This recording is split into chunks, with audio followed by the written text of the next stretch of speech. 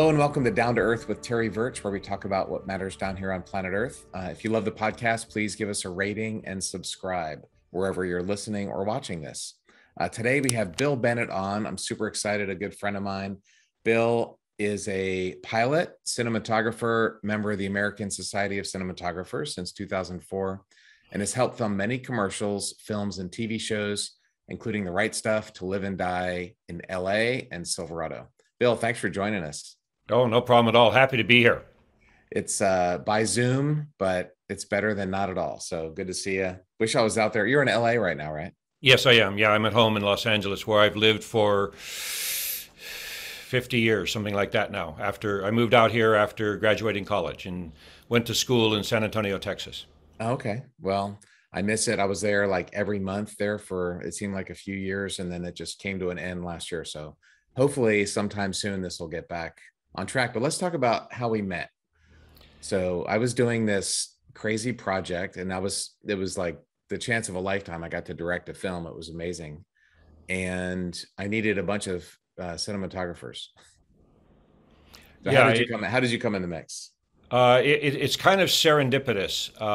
Being a member of the ASC, you get to rub shoulders with a lot of other cinematographers. Right. Cinematography as a job, you're the only cinematographer on set typically, and so it's kind of a lonely job. You don't really get to meet others. But the ASC has a lot of social activities, the American Society of Cinematographers, and I was at one of these events, and James Niehaus happened to be there. Now he's actually based in Florida. And he's had for quite a long time has worked on IMAX films, initially training astronauts how to film in space. As a matter of fact, James, I think, instructed you how to use cameras when your trips up to the ISS. So he was standing there, and I was talking about how I had just recently worked on a documentary about POWs during the Vietnam War, and our business pigeonholes you. My primary job is making television commercials, mostly about automotive advertising, for BMW and Chrysler and like that. So he was surprised, and he says, "Oh, you do documentaries?" And I said, "Well, yeah, I just worked 3 months on this thing." And he says, "Well, I'm getting ready to do this documentary where we're going to record a world speed record attempt of a Gulfstream that's going to fly around the world over the poles. And as it turns out, you were the director." And ultimately, I said, "Sure." And he gave me the plum assignment. The route was starting at Kennedy Space Center, going north over the North Pole, landing in Kazakhstan at near their space center, the Russian Space Center, then south, landing in Mauritius, and then a very long leg south from Mauritius to the South Pole, and then to Patagonia, Chile, to a airport there. He sent me to that airport. Now, this was July 2019, and in the Southern Hemisphere, it's the depth of winter. So It's warm in the July. aircraft arrived at night. You were on it. It was real touch and go approach. It was freezing rain, 300-foot ceiling that was going up and down. There's certain minimums that are required. You have to be able to get down to a certain level and see the approach lights before you're allowed to land. The aircraft made it in. I filmed its arrival, and then the refueling operation, which was rehearsed several days in advance, like NASCAR-like speed. Normally, when commercial or civil aircraft are refueled, they shut the engines down because it's really dangerous to refuel aircraft while the engines are running. If any fuel is spilled on the ground, there could be a massive fire. But they worked it out with all of the various airport services to keep at least one engine running. An aircraft the size of a Gulfstream, it takes about 15 minutes to turn the engines on and get all the instruments warmed up and all that kind of stuff. So it would delay each departure. So they kept the engines running, and I filmed an interview with you and all the refueling operations. And then I had been invited the day before to get on the aircraft and film the last leg from Punta Arenas, Chile, back to Kennedy Space Center. You guys at that point had been airborne essentially a day and a half. Is that about right? Yeah, by the time we got there, it was almost a 2-day mission, Yeah, so it it was was well just over it under. was well over a day. Yeah, just under Yeah. 48 hours, the total elapsed time. So when you got there, it was about 35 hours, something like 34 hours Yeah. continuously airborne. I got on board and started filming interviews and all that kind of stuff. I got to tell you, I was concerned about number one, how I would be received as the interloper to this small clique Right. of people who had had this very intense experience. Right. Watch the documentary that Terry filmed called One More Orbit, which Yeah.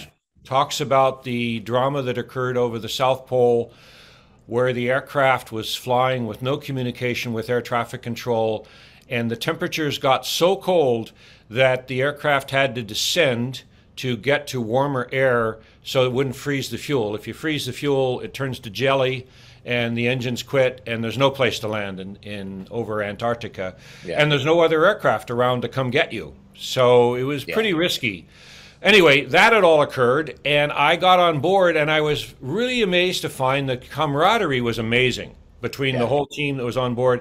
And then I thought about it a little bit and I realized that you had spent months aboard the ISS, which was a very similar situation. You're trapped inside this metal tube and there's no place else to go and you've got a lot of other people and you've got to figure out how to get along. And clearly you guys had all done that.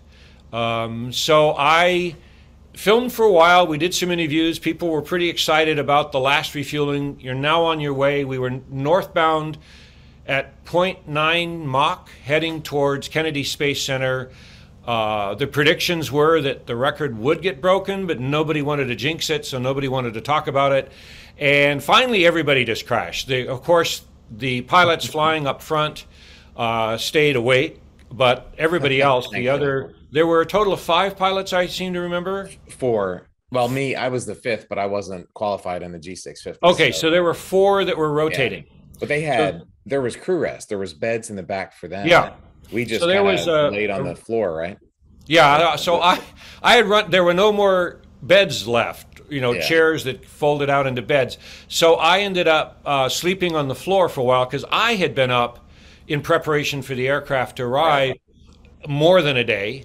So I was extremely tired too. So I'm like asleep on the floor. It's really dark in the airplane, and Terry got up to check on something and ended up stepping on me. So. Everybody was claiming world records for time between this city and that city. Right. So I claimed a world record of the only person at 0.9 Mach to be stepped on by an astronaut. That was quite a crowded airplane, to say the least. But that was all right. It was an amazing experience. It was an amazing experience. I gotta say, I pretty much, as a cinematographer, you're always planning for extenuate circumstances. I had along cameras of my own with batteries freshly charged. You had plenty of cameras on board with charging systems.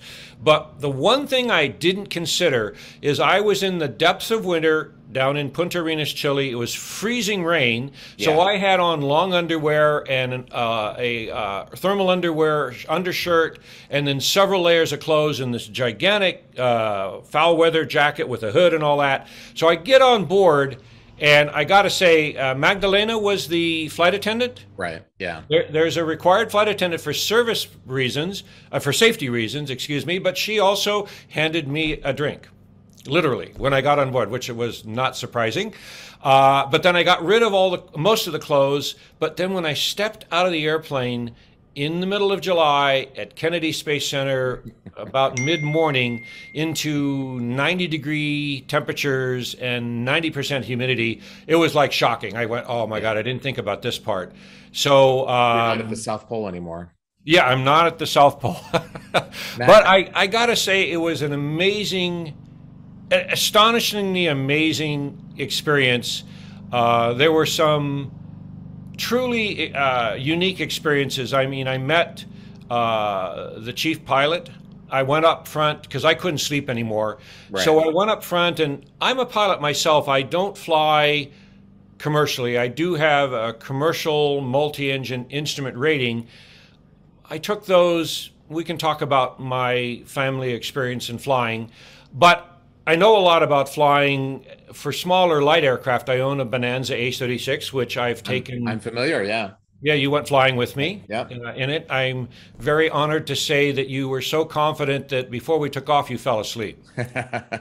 So I guess you must have I've figured slept out you everywhere. were. When I was at test pilot school, Bill, they we tried to get a picture of everybody in the class asleep at one time during the year, and then we had a slideshow at graduation. But I was asleep like way more than anybody else. So it was me sleeping, and then somebody else, and then me, and then someone else. So they just put so many Oh, different pictures of me. I fell asleep in the space shuttle right before launch, like an hour before launch. I wedged my arms in the straps and fell asleep there. that's amazing. It's a good skill as a pilot. I So. heard it's a skill that many military people learn because, it's hours of boredoms punctuated by moments of sheer terror. So Right. you got to catch your sleep when you can. So Uh, well, Go I ahead. want to talk about you because you were, I mean, I think your day job is as a cinematographer and filmmaker and cameraman and that kind of thing, but you also have this love of flying, and you grew up as an Air Force brat. Your dad was an Air Force pilot. That's correct. All of my life. I mean, I was born on Otis Air Force Base in Oh Cape wow. Cod. It's still an Yeah. active Air Force base Yeah. to this day. A lot of air bases have been shut down, but that one's Right. still open. So I was born there, but at the age of 6 months, we moved. Yeah. And every 2 years, the life of a child of a military member is every 2 years you move. And so we moved all over the country. We never got posted overseas like in a foreign country, but we did get posted to Anchorage, Alaska twice, Right. which was just amazing because at that time, before the Alaska pipeline was put in, it was truly a wilderness. I mean, we were admonished as children not to go too far outside of the house because it was a wilderness. There were bears, there was wolves, moose would come look Moose. in the The windows of the moose are house. dangerous there. Yeah, well, I can just imagine moose wandering Yeah. onto the runways would be catastrophic. Yeah. But my dad flew transport planes for the military, starting out with C-47s, which is the military version of the DC-3 that they created during the Second World War as the primary transport plane. Then moved into what was the civilian DC-6 C-54, and then ultimately flew C-123s. And it was a very interesting experience. When I was graduating high school in 1969, my father was asked to do a tour in Vietnam as a pilot and did a year in Vietnam as a pilot there, flying, supplies all over South Vietnam. And I was heading off to college, so I had a college deferment. So it was odd that many of my classmates were heading to Vietnam and my father was. It was an Right. interesting thing. But I was That completely, is interesting. Yeah. I was surrounded by flying an aircraft. Many of my uncles and cousins flew. I have an uncle that flew B-52s in the Air Force for his entire career. Right. Started out flying B-29s right Oh wow. after the end of the war, Right. and then transitioned ultimately into B-52s. I've got a cousin that was a career Air Force officer, flew, let's see, F-111s, and then F-16s, and then also A-10s, which Oh, are that's right. We talked about those are three radically very different. different airplanes. They're radically different airplanes, but became really proficient at all of them, and then had a career flying for Southwest, and just Right. recently retired. So, surrounded by pilots, early on, flying's expensive. So early on in my career, first as a camera assistant, I took up hang gliding, which Oh yeah. in 1970 really blossomed in Southern California. And so I really didn't take up the sport until 1980. Luckily for me, the 70s were really dangerous because Yeah, that people were crashing this. right and left. Bill, And you know who I had on the podcast? no, who's that? Bertrand Piccard. Have you ever heard of him? No. It was a few months ago. He's a famous explorer. He did the first electric airplane flight around the planet. Oh, wow. But he started off as a hang glider. He's roughly your age, the same in Switzerland. He's Oh, yeah. a Swiss French guy. You would love it. The podcast I did with him was really Oh, cool. I have to But listen to it. his hang gliding stories. This is the second hang gliding pilot I've had. There's that's kind of crazy. Well, it But you was survived. That was a dangerous thing. luckily. By the time I got into it, the gliders had become a lot stronger. There had been formed an association that specified a series of tests that had to be done on any prototype glider to make sure it was strong enough so it wouldn't fail in turbulence. And everybody started flying with reserve parachutes. And Oh then wow. ultimately, I had a rocket deployed parachute Yeah, because the designed. parachute, you need a few hundred feet, right? That's why the rocket deployment, Yeah, because it would get it out much faster. yeah, Also, if the glider collapsed around you and you had fabric, right. Blocking it it. would actually blow right through the fabric. Oh, okay. So it was And you powerful. pull the thing and it just Yeah, shot through the. it was actually designed by the same company that made the deploy chute deployment system for the Cirrus aircraft, which has Yeah. the rocket deployed chute built in. So in that airplane, I flew that for NASA actually. They had me do a test flight in one at Oh, Lang interesting. just one time. But the airplane itself, if you lose an engine and you're going to crash, you can put a parachute out, and it's probably Yes. not pretty, and it's going to be an No. expensive bill, but you don't die. So It has there's saved a pluses and lot of minuses. lives. Yeah, it has saved a lot of lives. And I never had to deploy my parachute, but I did see probably over the 12 years I was flying about 4 or 5 people who did. Oh Either wow. blown aerobatics and they Right. damaged their wing, or midair collisions because you fly in In a pretty group. crowded skies. Yeah. You know, the one thing that's super dangerous and it killed a friend of mine is wingsuiting. That's Oh kind of yeah. that's the modern day hang gliding, and it's so dangerous. And Yeah, we unfortunately, won't get into it, but yeah, yeah, I will mention. I was asked by a person who was shooting a documentary to go out to Paris, which is out near San Bernardino, east of Los Angeles, to film 100-person wingsuit formation attempt, which they successfully did. And I was on the day there filming from the ground of the whole thing. And then I had filmed this very lovely young Russian woman who was part of the team. People came from all over the world. They had right. to qualify because you could injure other people Of course, if you yeah. didn't know what you're doing. And I happened to film this very lovely young woman, and then the next day they all went flying for fun, and she had some kind of malfunction and died. Yeah. And I was contacted by the documentary maker if they could then send that footage to her parents, and I said absolutely. But it's very risky, that sport. I think more risky than hang gliding was. You know, it's more risky than anything else that humans do. I think it's crazy. So Well, let's especially not. the Yeah. people that jump off, do base jumping and skim the cliff faces If you because do there's no wing, room for yeah, error. if you jump out of an airplane with a wingsuit and you just fly around, that's fine. But the Yeah, problem is when you're trying to, fly between trees and under yeah, bridges and stuff. That's the yeah, well. yeah. You talked about you mentioned C-47, which was a civilian version of the DC-3. I flew one of those to the South Pole, landed at the Emerson Wow, Scott Station. Yeah, wow. Did you actually fly the I airplane? rode in one. Well, I was up front, but there was a pilot with me. But Okay. they call it a Basler conversion. They put on Oh yeah. turboprop engines, and they've got GPS, and so Yep. it's a World Yep. War II airplane. I mean, Oh yeah. that's the airplane that the men jumped out of over Normandy, and Yes. it's still that's what gets people around Antarctica. It's really cool It's it's a in Canada. 75-year-old design Yeah, that it was one of the first all metal aircraft, and it was also one of the first yeah, large aircraft that didn't have a strut to help support the wings. It was all right, internal structure. right, And because of that, they were unsure of how strong to build it, so they overbuilt it. right.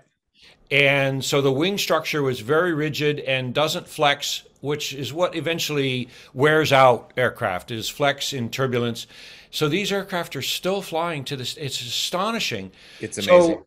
I had, all my life, my dad would occasionally take me down on days when he wasn't flying to the hangar to show me the airplanes that were parked in the hangar. An interesting side note, and you can relate to this too because you were a career Air Force pilot as well. My dad realized that even though he was the pilot of the airplane actually belonged to the maintenance chief. You're smiling. Right. You can relate. Yeah. It's the maintenance chief owns the airplane and occasionally loans it to the pilots, and they better bring it back in fairly decent condition.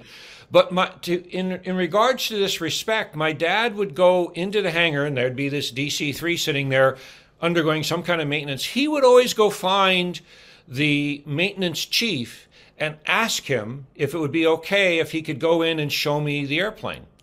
And I asked him about that, and he says, well, number one, he told me the story that guy's literally responsible for the airplane. And also they could be doing something like the airplane could be up on jacks, or somebody could be working on, say, the aileron linkage and have their hands in there. Yeah. And if you move the control surfaces, you could like sever somebody's hand with these gigantic control surfaces. Yeah. So he would always ask if it would be okay to go inside. So my dad would take me in and show me the airplanes he was flying, but because of the rules, he could never take me flying in a military airplane. But over the years, he would join flying clubs at each airport, each air base that had light planes, and he would then take me flying me and my sisters in either Cessnas, or I distinctly remember he wasn't rated in seaplanes, but he had a friend who was, and in Alaska, there was a seaplane base on a lake on the base, and he took me out there and asked a friend of his to take me flying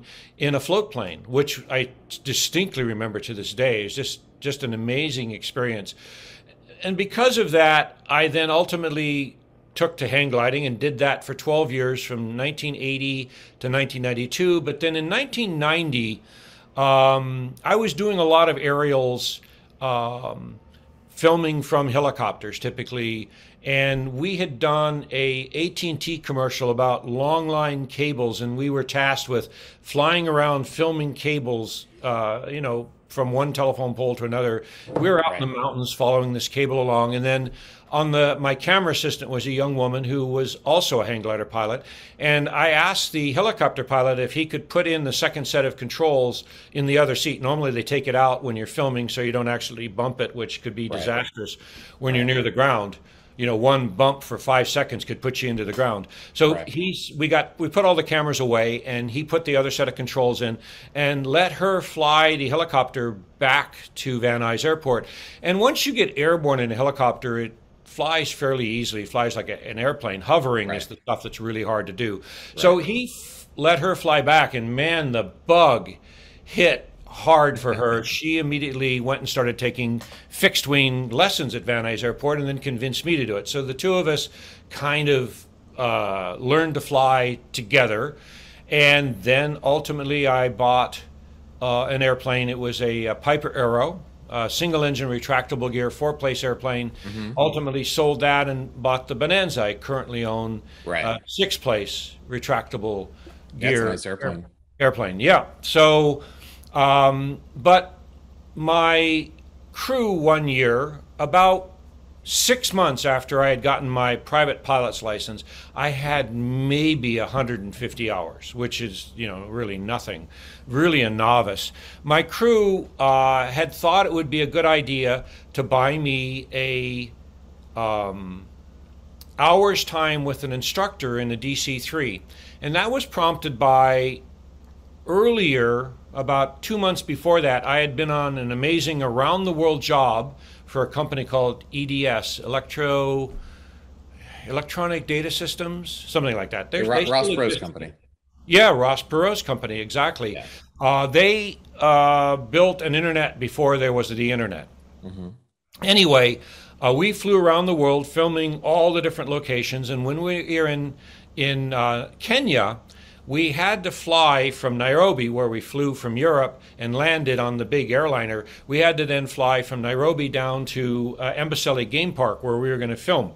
So they had hired 2 King Airs and a DC-3, and the DC-3 was going to carry all the camera gear, and all of the crew was supposed to fly in the King Airs, but they ran out of weight capability in the King Airs, and they then came hat in hand and asked me and my camera assistant, both of us novice pilots, if we wouldn't mind flying in the DC-3. And we both like jumped at the chance, you know, why fly in a King Air when you can fly in this amazing classic airplane?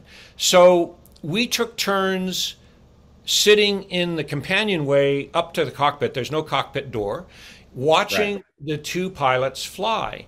And we were new enough to know what was going on. And the pilot was this old curmudgeon who had timed out. He flew for Lufthansa, German guy, and at age 65, he could no longer fly passengers, so he took up this job flying freight down in Kenya. And we're looking at all the instruments, and he's chugging along, and we're like 1,000 feet above the ground. Normally, when you fly anywhere in the United States, you get up to altitude, even in an unpressurized airplane like mine, you up to 8,000, 10,000 feet to go someplace, right? You don't hang out near the ground. There's too many things to hit. And so we're flying along, and he's 1,000 feet from the ground. And then we also notice that he's got no electronic navigation instruments engaged. He's not using VORs. This was pre-GPS. Right. And so we asked him, you know, yelling over the noise of the airplane, we said, how are you navigating? And he turned around and looked at us like we were complete idiots. He pointed at the compass, and he pointed at his watch, and he says, this far for this long, and we show up where we're going. Basically what's called basic dead reckoning. And that's what he was distance doing. heading. Old school navigation. I love it. Right? And then we said, why aren't you climbing? And he says, why?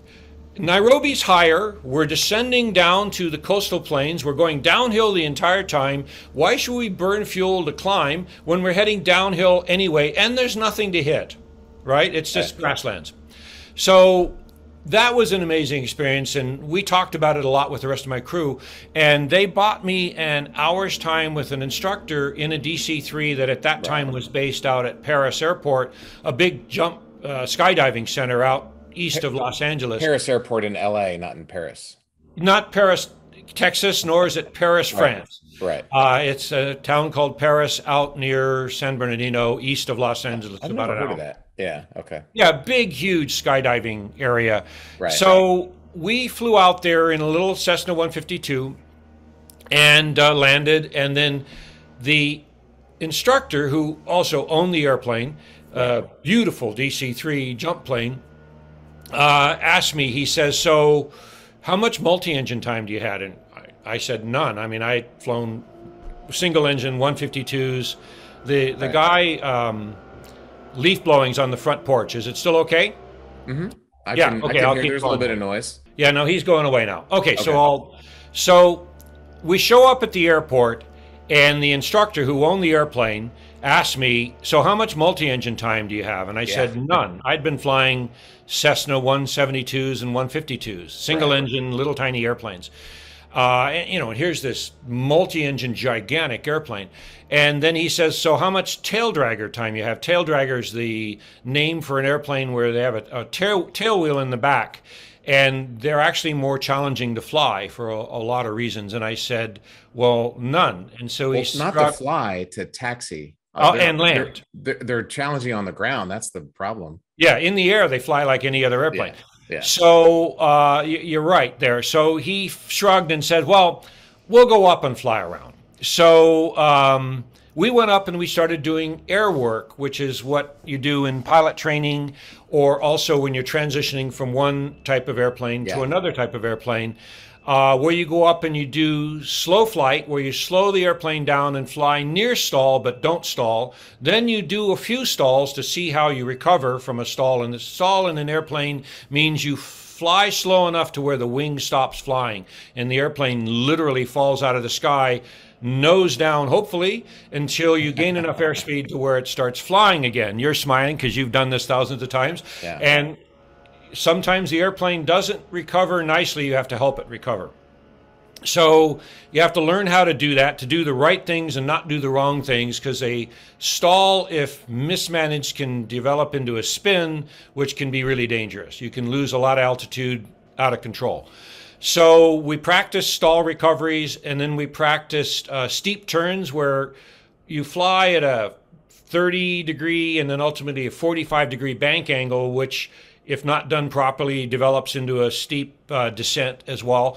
We had done all of that because that sort of knowledge and ability is exactly the sort of stuff you do when you're in the landing pattern, which is a fixed pattern flying a box around the airport to land. And then after we did that a bit, he went, let's go do some landings and takeoffs. So anyway, we went out. We went to nearby Cable Airport, which had big paved runways, and we taxied about because, like you said, a tailwheel airplane is very difficult to learn to taxi, especially one this big and ponderous. Right. And then I ended up doing 3 takeoffs and 3 landings. I was sitting in the left seat. He was handling the power settings and landing gear and flaps.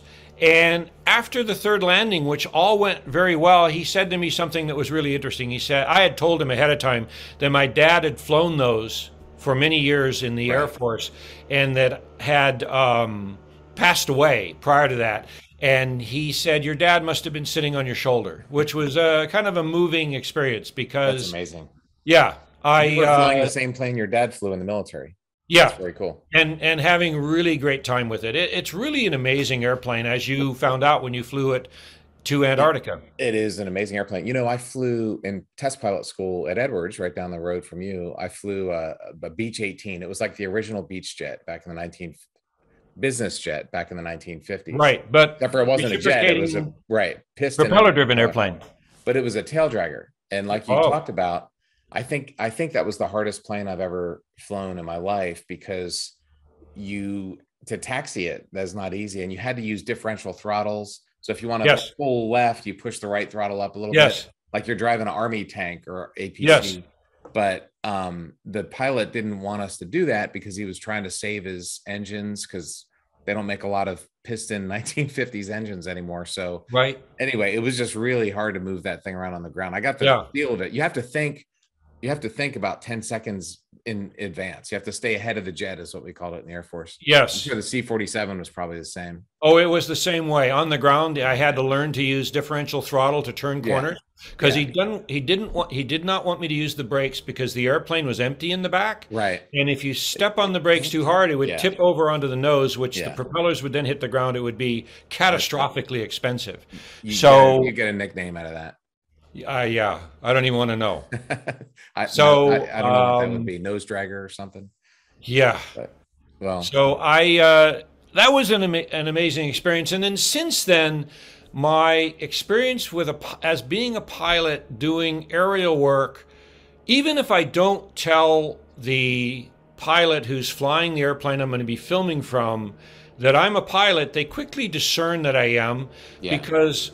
Number one, I understand the physics of flying, and I never ask them to do something that's not possible physically in an airplane. And also, there's a rule book like this thick, which you're very well aware of, that the FAA publishes of all the rules, and if you break any one of them, they can pull your pilot's license. So I never ask them to do things that are actually illegal. Too, because there's all kinds of airspace requirements and distance from clouds. I mean, we could talk for an hour about airspace rules.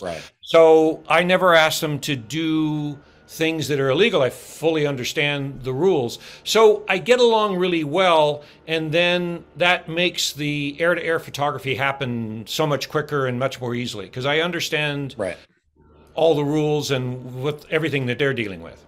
Well, in One More Orbit, you got a chance to film from a Gulfstream and also an F-104, which was amazing. But there was another F-104 movie that you filmed a few years before that. That was The Right Stuff. The Right Stuff. I filmed the book that taught me what I needed to do to become an astronaut. I read it when I was 13 years old, and the book is phenomenal. But I got to be honest, Bill, the movie has aged very, very, very, very well. That movie's 40 years old. Almost. Yes. You were filming it probably 40 years ago today. I was asked to go up and help filming the F-104 climbing to altitude past the camera ship, which was a B-25. And the camera was in the rear gunner's position. where they took Wow. out that Right. all the windows back there, and it's just Right. open air. And Oh, wow. it was a little spooky. There's a couple shots in there that we shot where the F-104 at that point in time was still flown by the German Air Force.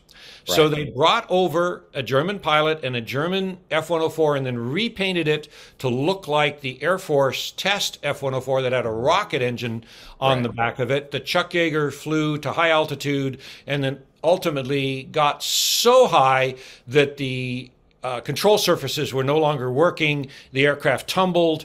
He wasn't able to regain control. And true to the story, he had to eject, and in the process gets hit in the face by either the rocket motor or some lava from the rocket motor, got burned really badly, survived the Right. experience, but the airplane crashed. Right. So with that in mind, there were some F-104s that used to belong to the Italian Air Force. I guess they were the last Air Force that flew them as military aircraft. I've And then, got some Italian Air Force F-104 time oh, you do? So in did you my get to fly in them too? well, in my gun camera. We used to go fight against them, train against them, and so Okay. we would do air to air against the Italian 104. So I like to tease my Italian pilot friends that I've got F-104 time in my Oh gun my God. footage in my gun camera. Well, I got to ask you, what were you flying? F-16s. So how does the F-16 compare to a 50-year-old F-104 in terms of Well, performance? I just saw there was a funny thing that when the F-16 came out, it was a lot more maneuverable than F-4. So they Yes. put on the smoke and they both went into a turn. And the F-16 has this little small circle, and the F-4 has this big circle. And Yes. then somebody put on F-104, and it was just a straight line. Yeah. So it doesn't. It has the F. If you don't know the F-104, it's basically a giant engine with two little stubby wings on it, and it's designed to go fast and shoot down Soviet bombers. That's what it was Incoming designed to do. bombers. Yeah. And it's not designed for dogfighting, but it is a cool plane. It's one of the coolest airplanes ever built. I would love to actually fly one from inside of it. Um, I yeah, very after cool I airplane. on the movie One More Orbit, I after I got back to Kennedy Space Center, they asked me to go do ejection seat training because I Right, was qualified because I had a pilot's license right, and an aviation medical to right. sit in the back seat of this two-seat version of the F-104 to film the following day air to air of the Gulf Stream Yeah, flying around because they needed additional footage for the movie. yeah, So consequently, I went and did the ejection seat training, even though I'd been up for like 30 hours. And I'm like sitting there trying to concentrate. And you've done this training where they're yeah, going, okay, touch this and then this, and don't touch that because it'll kill you. So yeah. every minute or two, they would say, don't touch this or don't do that because it'll kill you. And I'm going, oh my God. So the next day, I went up and filmed from the F-104 Mhm. wearing the full G suit, helmet, Yeah, oxygen mask, the whole deal. And all of that was very novel to me. yeah, I'm strapped in with two sets of 5-point harnesses. One set is holding the parachute onto me, and then the other set is holding me into the ejection seat. hmm So, I mean, this is all was life for you, but for me was super new. It's very disorienting. Yeah, and also it's July, so when they closed the Yeah, canopy, this aircraft didn't have good air conditioning, so it was yeah. super hot. It's got the Uh, 1950s air conditioner. yeah, which is basically blowing air at you. Blows the hot, humid air on you. Yeah. Yeah. And the thing that I remember, it had two-stage afterburners, and you have to get to insane speeds for this aircraft with the little stubby wings to get Right. off the ground. The Yes. G-forces on takeoff was like getting launched in a jet fuel dragster. Or a top fuel Yeah. dragster was Yeah. unbelievable, pressing me back in the seat. The Yeah. camera they had in my hand slammed into my chest, Yeah. and we took off and went damn near straight up. Yeah. And then instantly caught up with the Gulfstream, which had taken off a few minutes ahead of us. So I can just imagine what it was like trying to dogfight. I guess at any moment in time that guy could leave you, right? The F-104. Yeah. That's their their hope is to like get a shot off and then just keep on going fast. Right. Which They reminds don't me want to of, get into a turning fight. which reminds me of a story. I talked my way into shooting stills at the Paris Air Show, Oh, cool. and I ended up getting permission from the publisher of Aviation Week, which is the big Yeah. aviation magazine, Hmm. right? And I said, I'll pay my way over if you, and I'll give you first right of refusal for anything I shoot in return for Right. a press pass, which they gave me. But because the magazine was so prestigious, Yeah. that press pass just opened doors. I could go Right. get inside any airplane, whatever. Right. So anyway, the Sukhoi, I think the Sukhoi 27 at the time, had this very famous maneuver that it would do, they call the Cobra, Yeah. where it'd be flying along rather slowly, doing a low speed pass, and then pitch up past 90 degrees straight up Yeah. like that, and then recover, right? What year was Later, this? once they got more maneuverable engines, they could actually do a complete somersault. But at this Right. point, they were still doing the Cobra and Yeah. then recovering. So we're watching this aerial display, and I happen to be standing next to a United States Navy pilot. I could tell by his uniform and his insignia. So after that all happens, I said to him, and you can probably relate to this story. I said to him, how useful would that be in a dogfight for that aircraft to be able to do that up against your, at that time, FA-18? And he looked at me and said, if I allow him to get so close that that gives him an advantage, I deserve to be shot down. Yeah. What year was that, Bill? Oh my God. Mid to late 80s. 80s. Okay. I was at the Yeah. 97 Paris Air Show, and by that time they had the Su-35, which was a Su-27 with canards and thrust Yes. vectoring. And it And could do a complete tumble. It went over to show center and basically turned gravity off, flipped around for a while, and then flew away. Yeah. And then the F-16 came in. But the Su-35 was really loose controls. It was kind of wobbling around. It was kind of doing this. And the F-16 was just very precise and under control the whole time. And I remember thinking, I mean, that stuff's impressive, but you could tell the F-16 was just a more mature thing. And I had a chance to speak at an F-35 graduation. I had F-35 pilot on the podcast a few weeks ago. Okay. And that airplane is amazing. It is leaps and bounds better than anything else out there. And we're making thousands of them. Luke Air Force Base, I think, is the fourth most powerful Air Force in the world. Just that Air Force Base. It's the second. Luke Air Force Base is the second biggest fifth generation fighter Air Force in the world behind the U.S. Air Force. Like, that's how many they've got. 100 F-35s there. It's insane. That's the training and training In Phoenix. and just outside of Phoenix. In Okay. Phoenix, yeah. Yeah. Anyway. I Well, so we Yeah, were go talking ahead. about all this flying stuff. I want to talk about, what have you filmed that hasn't been flying? oh my And what's God. it like? I mean, camera photography, cinematography is obviously one of your passions, right? You spent your Yes. life doing it. So My what's it like to film a movie that's not flying? Well, my dad, like I mentioned, was a pilot, but he was also an engineer. He had gone to the University of Pittsburgh and had an engineering degree. Right. My mother was a fine artist, and when we were at all these distant locations like Elmendorf Air Force Base and Anchorage, she would take up painting because we had really long Right. winters. So she would first learn charcoal drawing and then would learn painting. And I would sit there, she would do it in a corner of their bedroom. And I would sit on the bed and watch her doing this. And then she would describe to me, how the concept of composition occurs and how you define the primary lines in an image. And I kind of had a mix of both engineering capability. My favorite toy when I was a kid was the erector set, where you can build things out of little metal Yeah. components and screws and nuts and bolts and gears. And then my mom was the artist. So I was kind of a blend of those two things, which was like the perfect thing for a cinematographer, because cinematography is 50% mechanics and engineering and optics and 50% artistry. And if you're really good at one but not the other, you don't ever really become a very good cinematographer. You have to have a pretty good balance between the two.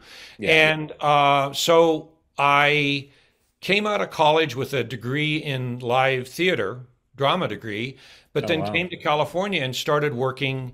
I couldn't get a job, so I started working as a set carpenter, and then ultimately got on set and met a man named Ron Dexter, who was this brilliant director cameraman who was also an innate engineer, designed and built a lot of stuff that's commonly used in the film industry today.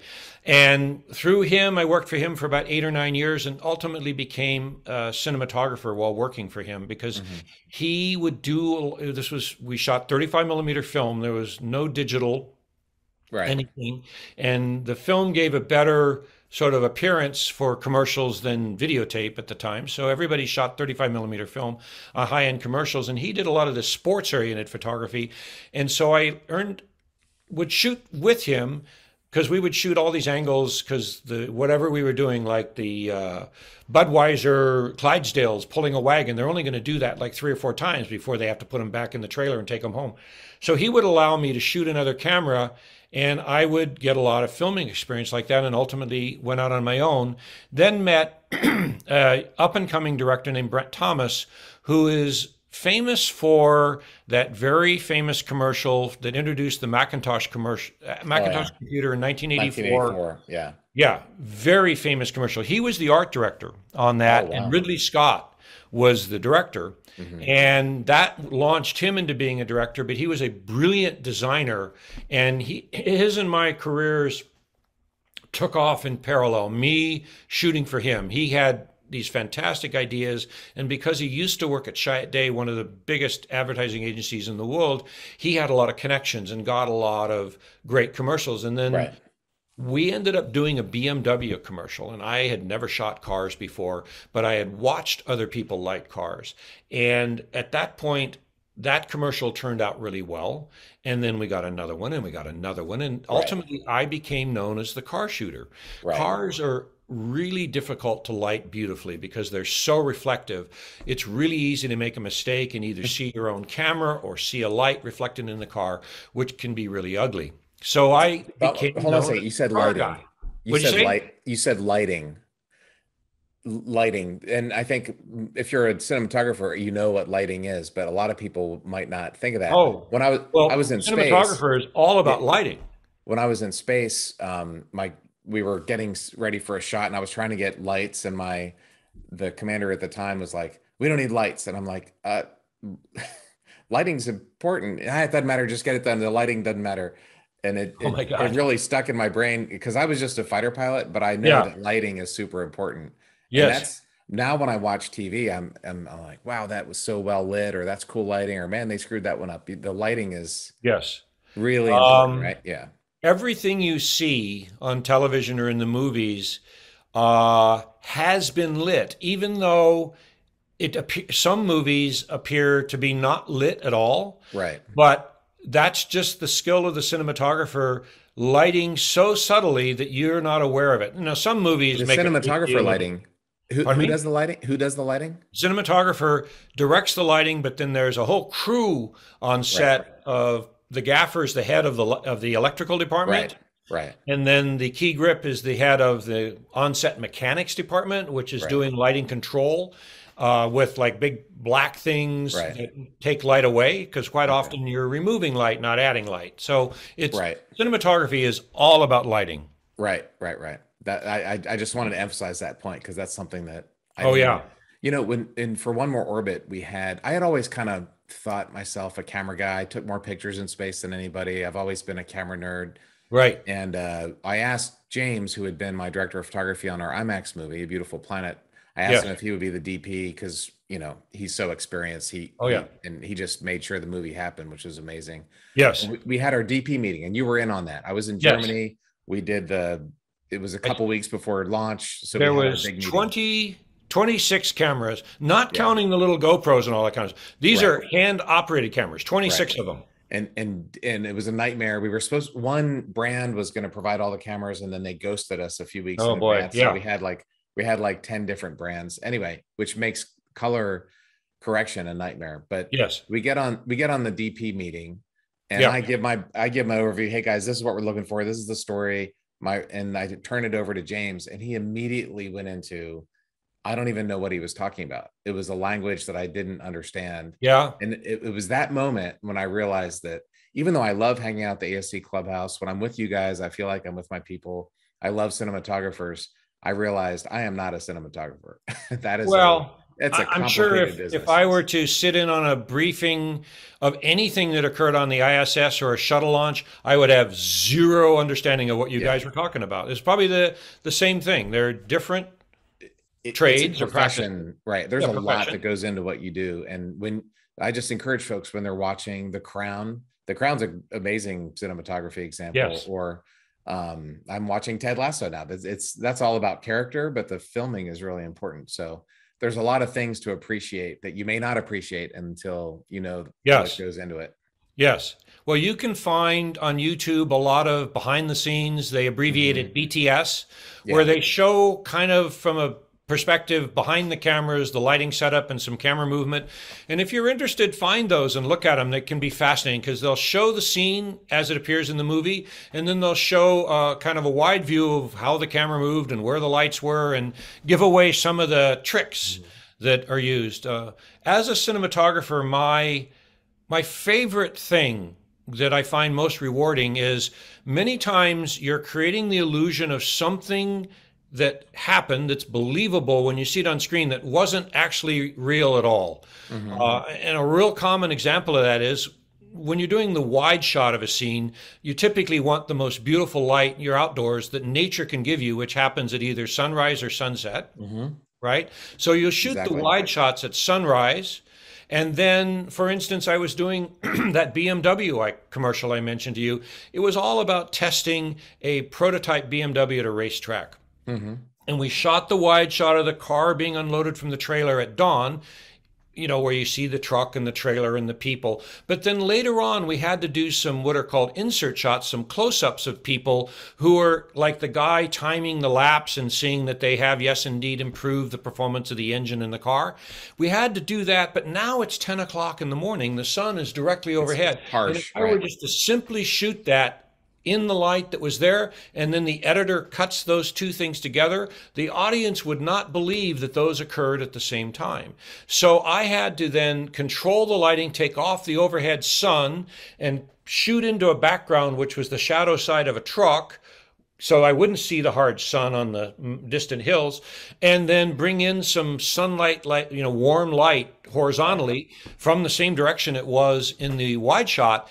And when I'm setting this up, the advertising agency people were kind of nervous. They're going, this isn't going to match. And I said, nah, don't worry, it'll be fine. And then later when you saw it, it matched exactly. And to Hmm. me, that's the most rewarding thing you can do, is to create the illusion that you're either someplace you really weren't or at a time that wasn't really there. And that takes a lot of experience and practice and skill to do. To me, that's the most rewarding part of cinematography, creating the illusion. The illusion. Are there any movies that you think are really well shot, Oh or my any? God. I mean, there's a lot. Or are there any like, Well, pretty much you know? anything shot by Roger Deakins ASC. And he's now knighted. He's a Sir Roger Is he Deakins. really? Oh I've been yeah, listening to his podcast. He's got a great podcast. yeah, he's got an amazing podcast. He and his wife. His remake of Blade Runner Mhm. was just mind blowing and absolutely well worth seeing multiple times. I saw it in the cinema and just blew me away. And then 1917, which was created, it's a World War One movie that Right. follows these two messengers that are sent across the battlefield to deliver a message, is mind blowing in its own way, in Yeah. that the whole thing appears to be one long, continuous, It's like uninterrupted a one shot shot, right? That's called a from the one shot. beginning of the movie to Yeah. the end of the movie. Right. And to be able to do that took months of rehearsal and months of practice. Yeah. And there are some really interesting behind the scenes shots of how they did that. It took That's them 6 months to film that one 2 hour shot, yeah, or yeah, probably a year and a half, probably, or something like that. of You know, planning. the one shots, the movie Birdman that was Yes, shot by Chivo Lubeski. yes. That's an amazing shot. And Also appears to be one long continuous take. right, and the opening of Spectre is on Dia de los Muertos in Mexico City. And Yes, that's, I don't know, it's 10 or 15 minutes, but it's a really, really cool. yeah, I just love that. yeah, And Roger, I think, shot. I'm speaking of James Bond because the new movie comes out here very quickly, and I can't wait. yes, I'm going to watch that in the theaters for sure. yes. I've got a James Bond Omega. I'm gonna Oh wear my wow, James okay. Bond Omega Yeah, watch that. yeah, But the yeah. Skyfall, I think Roger shot Yes, Skyfall too, right? yes. And And yeah, really kind of out of his wheelhouse for what he normally does, but at the same time did an amazing job. Also, a movie that he did called No Country for Old Men yeah, is just a phenomenal tour de force because unlike a lot of movies where there's a lot of camera movement, that one was just sort of fixed frames and things occurred within it. But there are scenes in the movie that are just terrifying because of the strength of his cinematography and also the acting and directing and lighting. I yeah. mean, it's so amazingly well done. You know, a movie that I had never seen, I just watched it recently, is called There Will Be Blood. Oh yeah. And ironically, I just did a speech at the Midland, their Permian Basin Oil and Gas Museum. It was like my first talk in a year and a half. We're finally back to in person. Okay. So that it's an oil and gas movie. It's about, Yes. 100 years ago, Yep. finding oil in California. Daniel Yep. Day-Lewis. Yep. What an incredibly filmed movie. Oh I yeah. had never heard it was won Oscars. I just Yes, it won the Academy Award for yeah Best Cinematography that year. yeah Yes. it was Yep. that was Rob another. Richardson was the cinematographer. Who was? Richardson was the Okay. cinematographer. Did Yeah. an amazing job. Yeah. That would be, I would guess, for someone, I mean, for like, my dream would be to direct something like that, but to be the cinematographer for a movie like that would also be Oh yeah. pretty spectacular. And every shot there, you don't just go, all right, where's the actor? Let's film it. Right. Can you describe the planning that goes behind the shot? And there's a shot and a scene. There's some different terminology that's used there. Um, Initially, it all starts from the script. Yeah. You, as the cinematographer, you read through the script pretty much by yourself, usually a couple times. And the second time and the third time through reading the script, you start making notes about how you might do this. But you have to realize that the making a movie is a cooperative effort between the cinematographer, who is responsible for running the crew and getting the director's vision on film. But at the end of the day, it's always a director's movie. Right. So then the cinematographer will get together with the director and begin to discuss how the movie is going to look. What style is it going to look like? Is it going to look very modernistic? Is it going to look like a movie that was shot in the 40s? Exactly. And there's a million different ways to create a style and a look. And you'll get together with the director and begin to discuss that. At the end of the day, the director's vision is the one that dominates. So as a cinematographer, you quickly suss that out and figure out, okay, they want to go this way, they want to go that way. Right.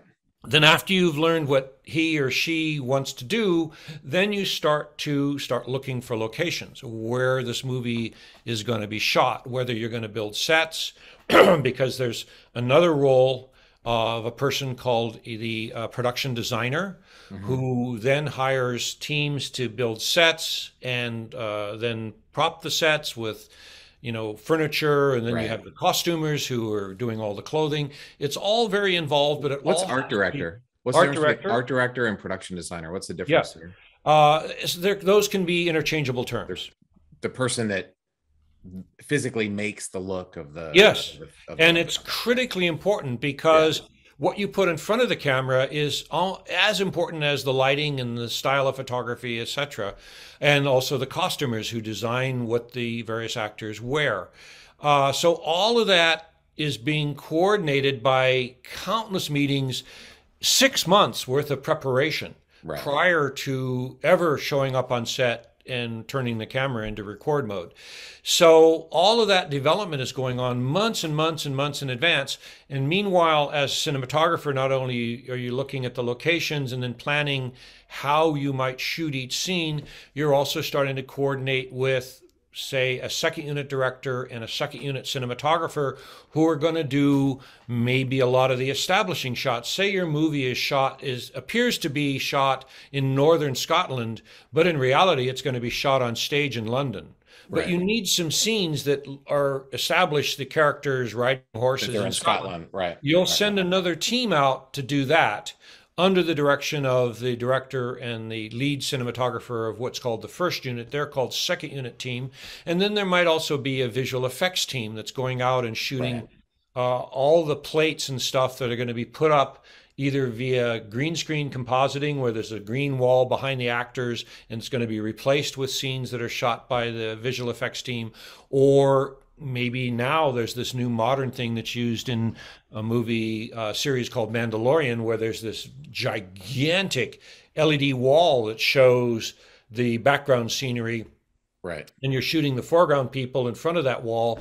All that material that appears on the background screen has to be pre-planned and shot and prepared before you ever get on set. So a lot of that's happening months in advance.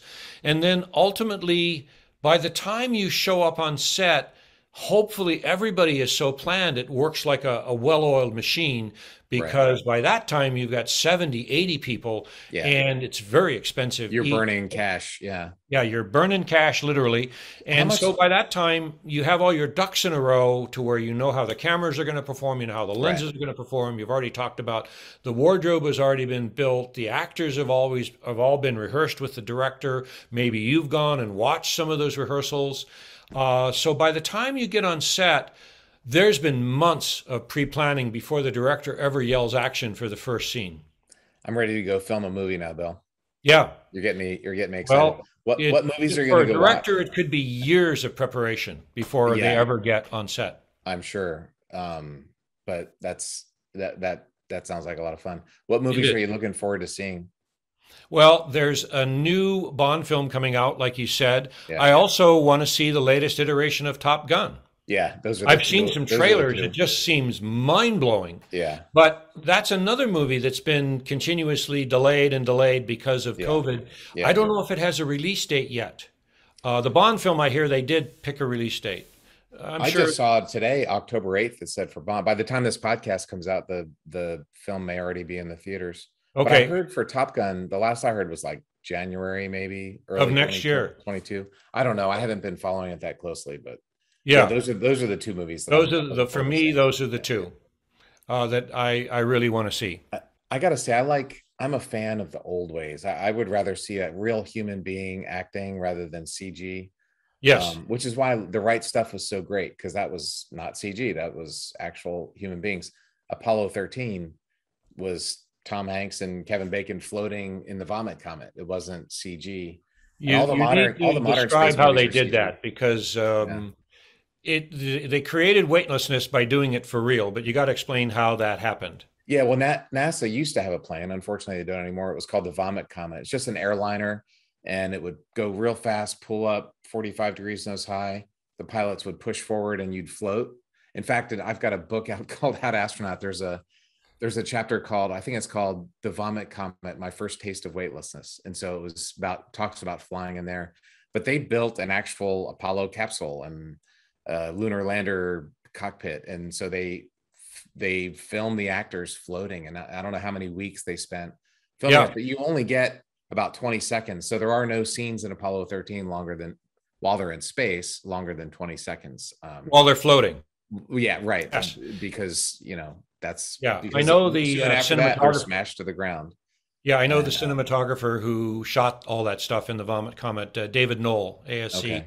And like you just briefly mentioned, the other half of the time is they're now pulling up, they're They're descending, smashed. now they're pitching the nose up again, Right. and you now have 2G. So everything and everybody weighs twice as much, and Yeah. they give you kind of a warning when it's about to happen, and you got to get back to the floor somehow and lay down, hopefully on your back, and not have anything heavy in your hands because it's going to weigh a lot. And Yeah. he said that during the 2G phase, they would try to reposition the camera to the next by carrying a The camera, next which shot. normally Yeah. weighed like 50 pounds. Now it weighs 100 pounds, Right. stomping around trying to get into the next position so they can do the next shot on the next weightless Right. segment. And they weigh 400 pounds, not 200 pounds. And Yes. Yeah. and they want to barf, and Yes. they're dizzy, and their head is going, and if you move your head while you're under G, that's not good. And yeah, Yeah. I would love to talk to those guys. I want to film. I have some ideas of some shows I want to film in the Vomit Comet as opposed to the CG. And there's other techniques you could do. You could put um, a LED screen or a green screen so that you could build a spaceship around the astronauts, but you could actually film the astronauts floating.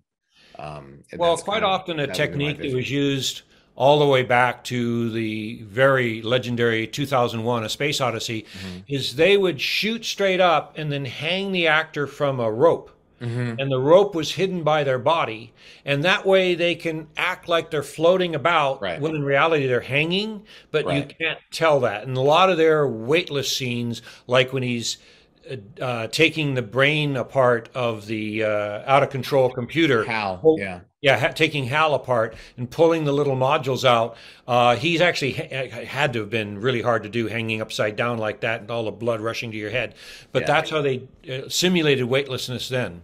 I at NASA they had a thing like that where they would hang us and you get two-dimensional weightlessness. You're not floating up and down, but you can move side to side easier. Oh And yeah, that was part of our training. I just watched 2001 a few months ago, and I just have to say that is absolutely mind blowing. We watched the like the making of, the yeah, how they did the cinematography. yeah, That movie was, well, you were graduating from high school is when it came out. It yeah. was that was a long time ago. It, Long it's pre-digital. Everything, unbelievable.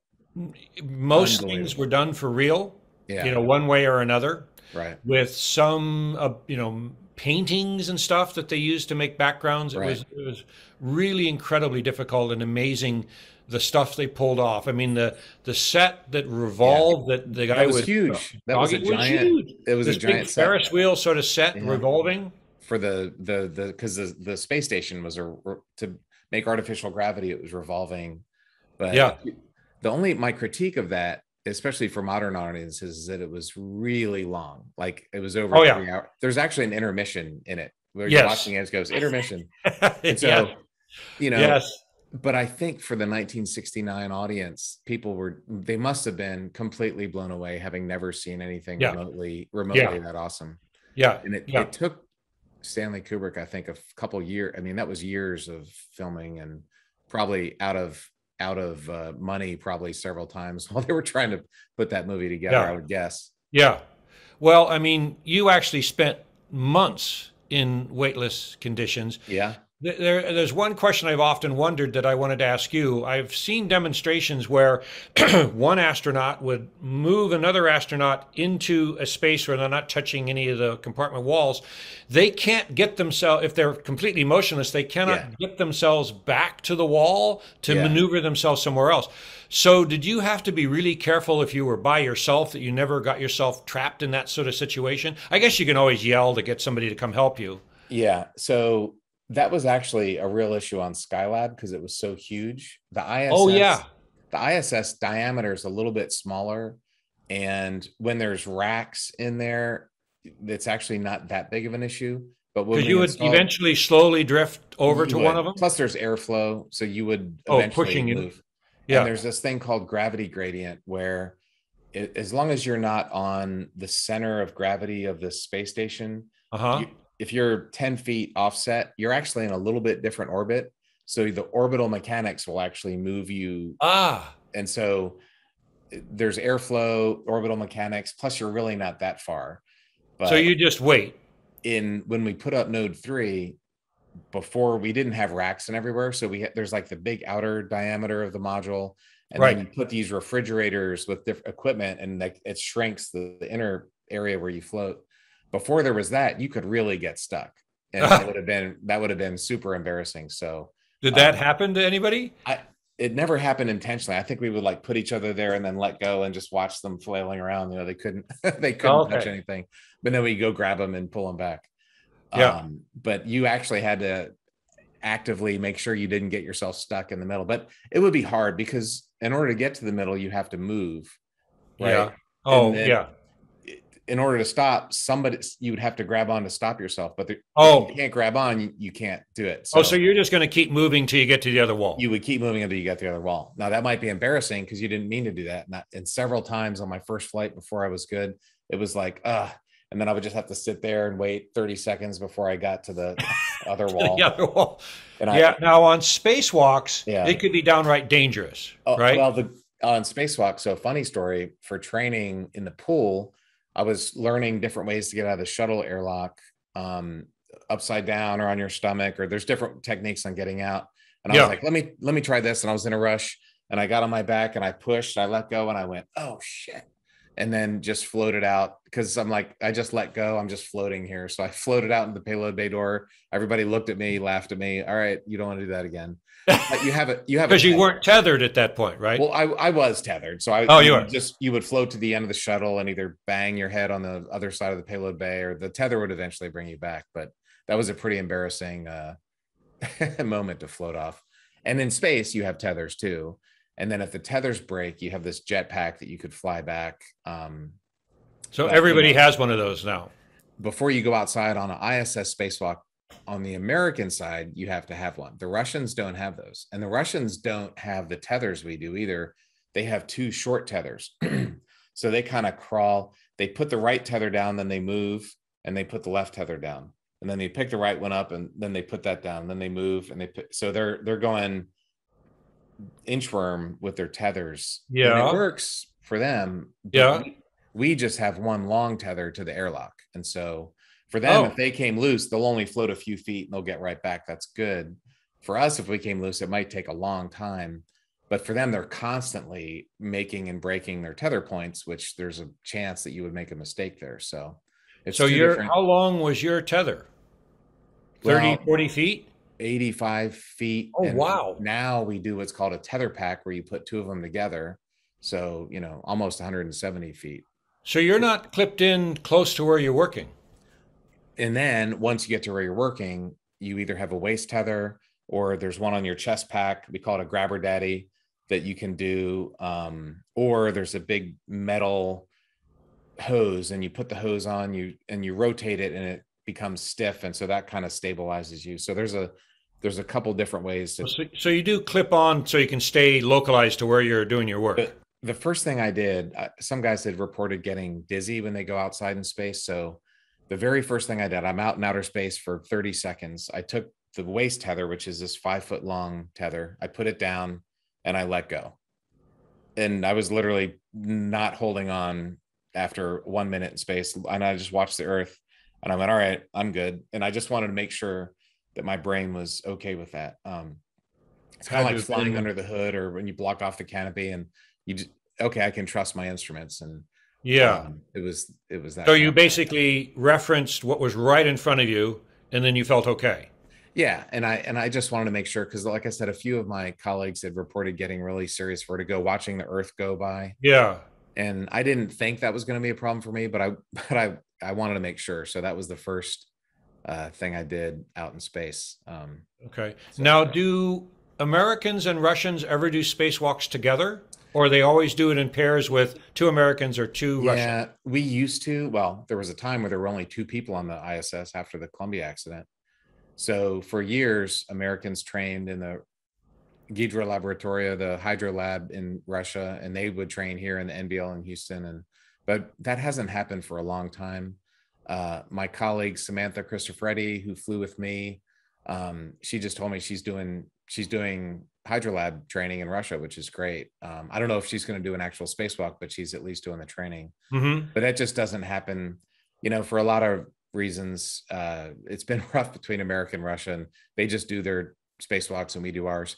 Plus, if you're doing a Russian spacewalk, it's all in Russian. Yeah. Mission control, everything. And Oh, I speak Russian, we speak Russian, but there's a difference between like speaking Russian and doing a spacewalk in Russian. It's a yeah. very different thing. Oh, yeah. So anyway, that we haven't really done that much lately. And also, you were describing how their systems are very different. I mean, the voltage that they use Yeah. and power things, and it's just like way different, right? Yeah. It's like they're 28 volt, we're 120. The diameter is different. We have to have an adapter between the US and Russian segment, but it just worked. I mean, we started working Oh, yeah. together in the 90s. Here we Still, are 30 still years flying. later after it was actually George H.W. Bush tasked Dan, uh, vice president from Quail? Indiana, Dan Dan Quail? Quayle, to Yeah. he ran the space council and Okay. brought the Russians on board, because when the Yep. Soviet Union collapsed, we wanted, to have some cooperation and give their scientists something to work on. We didn't want Sure. them building nuclear bombs for, Yeah. Iran or anything. So, that's been almost 30 years, and here we are still. It's one of the only positive things between Russia and America is, I brought Gennady Padalka, my Yeah. cosmonaut friend from space. He came on one more orbit as part of that movie project we did. Yes. So Yes. And you yeah, guys are great friends. we are still. I just texted him this week. Yeah. Yeah. And my The- my my other crewmate Misha Kornienko just got married, so I was congratulating him last night. So I've stayed in good touch with the Russians. Anton Shkaplerov is launching in a matter of weeks, I think, with the first Russian director and actress. And when we said we're going to launch Tom Cruise and film a movie, I don't yes. know if that's going to happen or not. That was like big news a year or two ago, and then it's Yeah. been, I don't know what's going on with that. But the Yeah. Russians were like, well, we're going to beat you. So they decided to film a movie before we will. So he's actually launching with an actor and Oh, a wow. director. Yeah, in a few Wow. weeks. Oh, Yeah. well, there's been in the past, I don't know if it happens so much anymore. There was a time when very wealthy people would pay the Russians to fly them up to the ISS. Yeah, early two. Were That was the first space you tourists. were you there when any of that happened? I would I was in training when there's a famous Sarah Brightman was going to fly. I was an astronaut but hadn't flown yet when all those guys were flying, and they would show up at the Monday morning meeting while they were in Houston for training, and we'd say hi. And it was a little bit of a NASA wasn't a big fan of that at the time because it was just distractions. And It but sounds really dangerous. now it's very different. Yeah. No, to me it sounded for the astronauts who had all the training, etc. It sounds like it would be very, very dangerous to have basically a novice Yeah. up there doing who knows what. Well, we're about to have more of it. There's a company called Axiom that's going to be flying tourists to the ISS. Oh Not, my God. SpaceX just flew one just in orbit. Yeah. Yeah. And then they came back, but I hear they were pretty high, above the orbit of the ISS, they actually. went up pretty high. Well, they didn't have to do any of the docking and maneuvering. So they used that Right. propellant to go like up by Hubble's orbit, which is pretty high. But anyway, they are going to start flying, I think, one or two SpaceX capsules to the ISS every year with tourists on board. So it's a brave new world that we live in, for Wow. sure. Okay. Yeah. Yeah. Very, very fascinating. Yeah. Well, we've sort of turned the tables, but I find all this sort of stuff absolutely fascinating from It's interesting. your experience, which, there's a very handful of people who've done that. You're one of them. Well, I find what you do with cinematography and filmmaking, at the end of the day, storytelling is how you impact people. Yeah. And film and TV, that's how you do storytelling in Yeah. 2021. So Yeah. thank you, Bill, sorry. Go ahead. You have a lot of knowledge to bring to a story, and you should pursue directing, telling stories based upon your area of knowledge, and also all your connections with all of the people you've flown with, both as an astronaut and as an Air Force pilot, etc. There's a lot of history there. Yeah, and golden opportunities where you could tell stories that no one would even conceive of Right. based upon your experience. So I think you've got an opportunity there you should take advantage of. Hopefully some of that will happen. But well, hey, thank you for coming on today to talk about flying and filmmaking and everything fun. that I love. This is cool. Great And fun. let's go make some more movies together. Yes, and come out to LA, we'll go flying. All right, let's do it. Thanks. All right. Thank you very much. I really appreciate it.